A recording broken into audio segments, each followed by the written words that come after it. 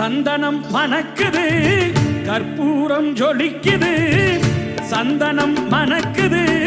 கற்பூரம் ஜொலிக்குது கந்தகிரி கோயில் வந்தால் நன்மையெல்லாம் நடக்குது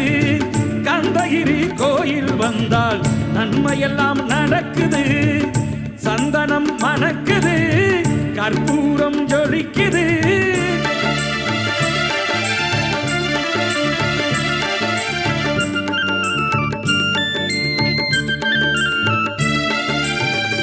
நித்தமும் பாலிலே